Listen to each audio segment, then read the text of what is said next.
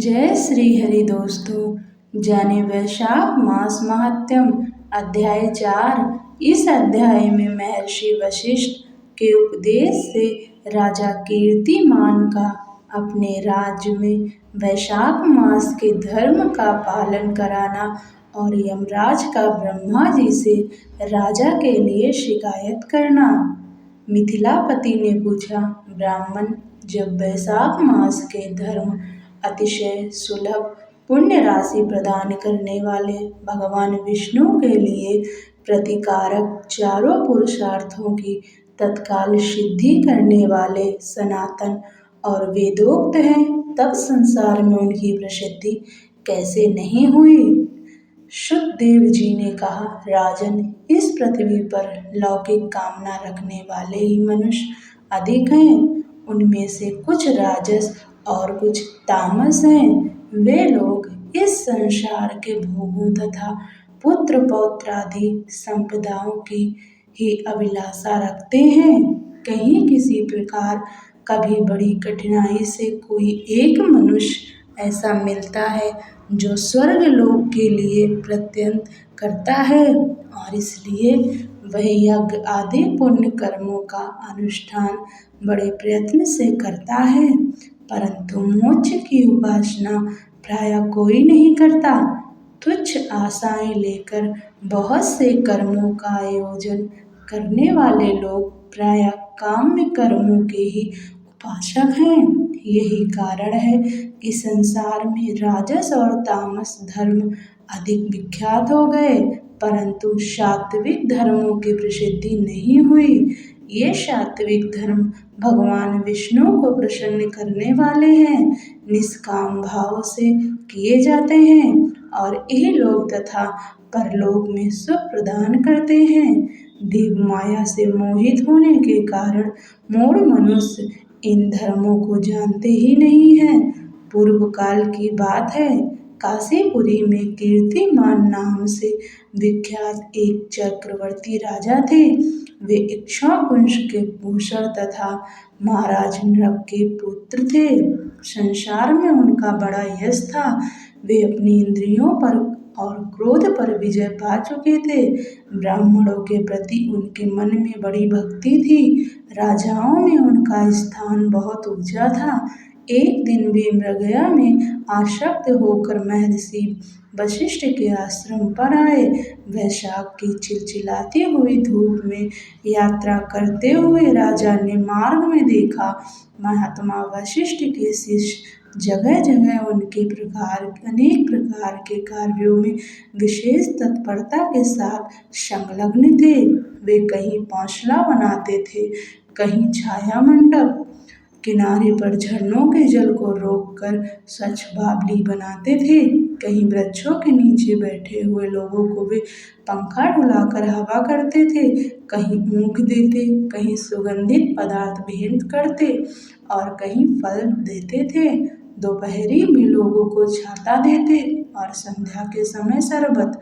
कोई शिष्य घनी छाया वाले वन में झाड़ बुहार कर साफ किए हुए आश्रम के प्रांगणों में हितकारक बालुका बिछाते थे और कुछ लोग वृक्षों की शाखा में झूला लटकाते थे। उन्हें देखकर राजा ने पूछा, आप लोग कौन हैं? उन्होंने उत्तर दिया, हम लोग महर्षि वशिष्ठ के शिष्य हैं। राजा ने पूछा, यह सब क्या हो रहा है? वे बोले, ये वैशाख मास में कर्तव्य रूप से बताए गए धर्म हैं, जो धर्म अर्थ काम मोक्ष चारों पुरुषार्थों के साधक हैं। हम लोग गुरुदेव वशिष्ठ की आज्ञा से इन धर्मों का पालन करते हैं। राजा ने पुनः पूछा, इनके अनुष्ठान से मनुष्यों को कौन सा फल मिलता है? किस देवता की प्रसन्नता होती है? उन्होंने उत्तर दिया, हमें इस समय यह बताने के लिए अवकाश नहीं है। आप गुरु जी से ही यथोचित प्रश्न कीजिए। वे महायशस्वी महर्षि इन धर्मों को यथार्थ रूप से जानते हैं। शिष्यों ने ऐसा उत्तर पाकर राजा शीघ्र ही महर्षि वशिष्ठ के पवित्र आश्रम पर, जो विद्या और योग शक्ति से संपन्न था, गए। राजा को आता देख महर्षि वशिष्ठ मन ही मन बड़े प्रसन्न हुए। उन्होंने सेवकों सहित महात्मा राजा का विधि पूर्वक आतिथ्य सत्कार किया। जब वे आराम से बैठ गए तब गुरु वशिष्ठ से प्रसन्नता पूर्वक बोले, भगवान, मैंने मार्ग में आपके शिष्यों द्वारा परम आश्चर्यमय शुभ कर्मों का अनुष्ठान होते देखा है, किंतु उनके संबंध में जब प्रश्न किया तब उन्होंने दूसरी कोई बात न बताकर आपके पास जाने की आज्ञा दी। उनकी आज्ञा के अनुसार मैं इस समय आपके समीप आया हूँ। मेरे मन में उन धर्मों को सुनने की बड़ी इच्छा है, अतः आप मुझसे उनका वर्णन करें। तब महायशस्वी वशिष्ठ जी ने प्रसन्नता पूर्वक कहा, राजन, तुम्हारी बुद्धि को उत्तम शिक्षा मिली है, अतः उसने यह उत्तम निश्चय किया है। भगवान विष्णु की कथा के श्रवण और भगवत कर्मों के अनुष्ठान में जो तुम्हारी बुद्धि की अत्यंतिक वृद्धि हुई है, यह तुम्हारे किसी पुण्य का ही फल है, जिसने वैशाख मास में बताए हुए महाधर्मों के द्वारा भगवान श्री हरि की आराधना की है। उसके उन धर्मों से भगवान बहुत संतुष्ट होते और उन्हें मनवांछित वस्तु प्रदान करते हैं। संपूर्ण जगत के स्वामी भगवान लक्ष्मीपति समस्त पाप राशि का विनाश करने वाले हैं। वे सूक्ष्म धर्मों से प्रसन्न होते हैं, केवल परिश्रम और धन से नहीं। भगवान विष्णु भक्ति से पूजित होने पर अभीष्ट वस्तु प्रदान करते हैं, इसलिए सदा भगवान विष्णु की भक्ति करनी चाहिए। जगदीश्वर श्री हरि जल से भी पूजा करने पर अशेष क्लेश का नाश करते हैं और शीघ्र प्रसन्न होते हैं। वैशाख मास में बताए हुए ये धर्म थोड़े से परिश्रम द्वारा साध्य होने पर भी भगवान विष्णु के लिए प्रतिकारक एवं शुभ होने के कारण अधिक व्यय से सिद्ध होने वाले बड़े बड़े यज्ञ आदि कर्मों का भी तिरस्कार करने वाले हैं।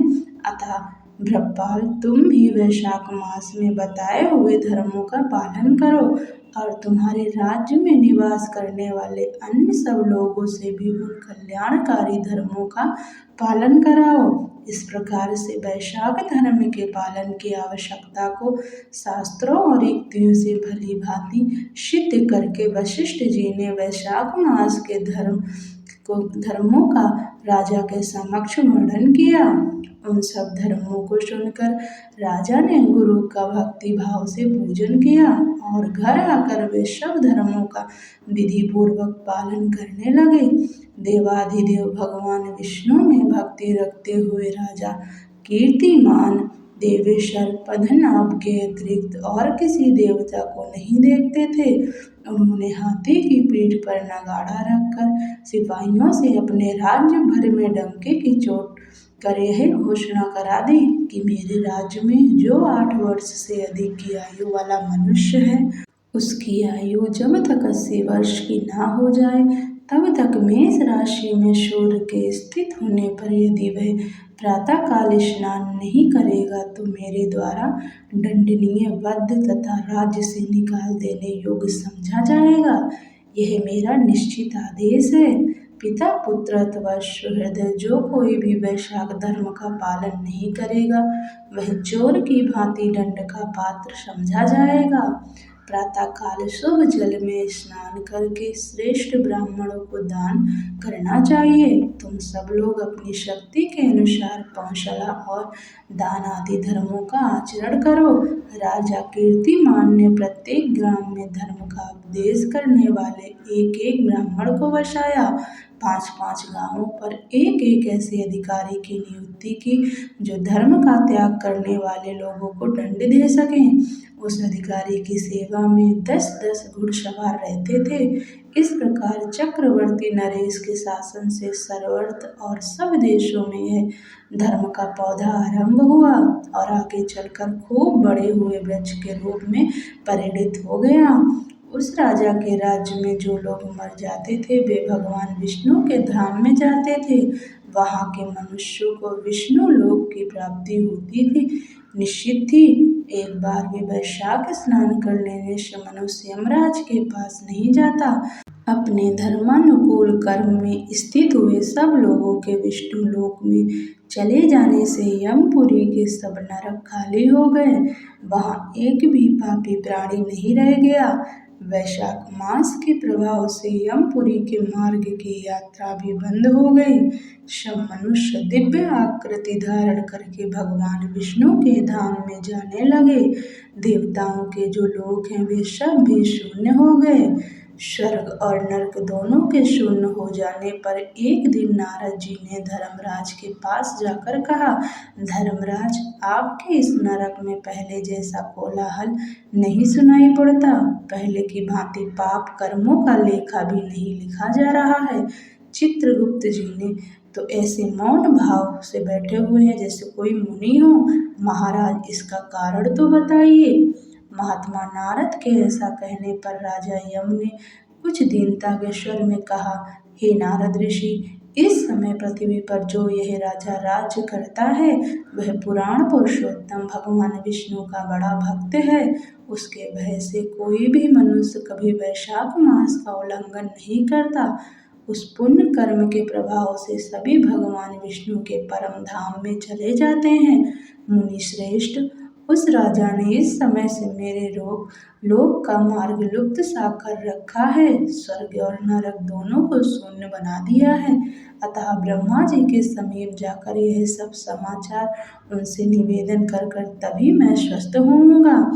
ऐसा निश्चय करके यमराज ब्रह्मा जी के लोक में गए और वहां बैठे हुए उन ब्रह्मा जी का दर्शन किया जिनका आश्रय ध्रुव है, जो इस जगत के बीज तथा लोकों के पितामह हैं और समस्त लोकपाल, दिक्पाल तथा देवता जिनकी उपासना करते हैं। ब्रह्मा जी ने यमराज को देखा और यमराज ने ब्रह्मा जी के आगे पृथ्वी पर गिर पड़े। फिर यमराज ने कहा, हे कमलासन, काम में लगाया हुआ जो पुरुष स्वामी की आज्ञा का ठीक ठीक पालन नहीं करता और उसका धन लेकर भोगता है वह काठ का कीड़ा होता है। जो बुद्धिमान मनुष्य लोक व स्वामी के धन का भोग करता है वह 300 कल्पों तक त्रिअर्घ योनि रूप नरक में जाता है।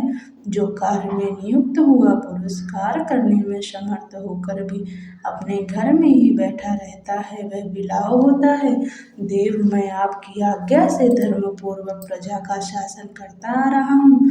मैं अब तक मुनियों और धर्मशास्त्रों के कथनानुसार पुण्यात्मा को पुण्य के फल से और पापात्मा को पाप के फल से संयुक्त किया करता था, परंतु अब आपकी आज्ञा का पालन करने में असमर्थ हो गया हूँ। कीर्तिमान के राज्य में सब लोग वैशाख मासोक्त पुण्य कर्मों का अनुष्ठान करके पितरों और पितामहों के साथ वैकुंठ धाम में चले जाते हैं। उनके मरे हुए पितर और मातामह आदि भी विष्णु लोक में चले जाते हैं। इतना ही नहीं, पत्नी के पिता, ससुर आदि भी मेरे लेख को मिटाकर विष्णु लोक में चले जाते हैं। देव, बड़े बड़े यज्ञों द्वारा भी मनुष्य वैसी गति नहीं पाता है जैसी वैशाख मास में मिल रही है। संपूर्ण तीर्थों से, दान आदि से, तपस्याओं से, व्रतों से अथवा संपूर्ण धर्मों से युक्त मनुष्य भी उस गति को नहीं पाता जो वैशाख धर्म तत्पर हुए मनुष्य को प्राप्त हो रही है। वैशाख में प्रातःकाल स्नान करके देव पूजन, मास महात्म की कथा का श्रवण तथा भगवान विष्णु को प्रिय लगने वाले तदनुकूल धर्म का पालन करने वाला मनुष्य एकमात्र विष्णु लोक का स्वामी होता है। और जगतपति भगवान विष्णु के लोक की तो मेरे समझ में कोई सीमा ही नहीं है, क्योंकि सब ओर से कोटि कोटि प्राणियों का समुदाय वहां पहुंच रहा है, तो भी वह भरता नहीं है। इस संसार में पवित्र और अपवित्र सभी लोग राजा की आज्ञा से वैशाख मास के धर्म का पालन करके विष्णु लोक को जा रहे हैं। लोकनाथ, उनकी प्रेरणा से संस्कारहीन मनुष्य भी वैशाख स्नान मात्र से वैकुंठ धाम में चले जाते हैं। वह केवल भगवान विष्णु के चरणों की शरण लेने वाला है। जान पड़ता है वह समस्त संसार को विष्णु लोक में पहुँचा देगा। जो पुत्र धर्म अर्थ काम और मोक्ष के प्रतिकूल चलता हो वह पृथ्वी पर माता के पेट से पैदा हुआ रोग है। वह अधम पुरुष अपनी माता का घात करने वाला कहा जाता है, किंतु राजा कीर्तिमान की माता और उसकी पत्नी का पुण्य संसार में विख्यात है। उसकी माता एकमात्र वीर जननी है और वह राजा निश्चय ही संसार में बहुत बड़ा वीर है। जिस प्रकार कीर्तिमान मेरी लिपि को मिटाने में उद्गत हुआ है, ऐसा उद्योग पुराणों में और किसी का नहीं सुना गया है। भगवान विष्णु की भक्ति में तत्पर हुए राजा कीर्तिमान के सिवा दूसरे ऐसे किसी को मैं नहीं जानता जो डंका बजाकर घोषणा करते हुए लोगों को ऐसी प्रेरणा देता हो और मेरे लोक के मार्ग को विलुप्त करने की चेष्टा करता रहा हो। जय जय श्री हरि।